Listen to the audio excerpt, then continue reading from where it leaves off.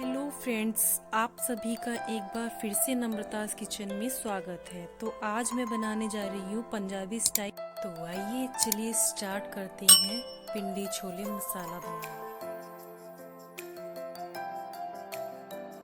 बाजार मार्केट के तो आपने पिंडी छोले खाए होंगे, पर घर में वो टेस्ट मिल जाए ऐसा आप सोच सकते हैं इस छोले मसाला को यूज करके।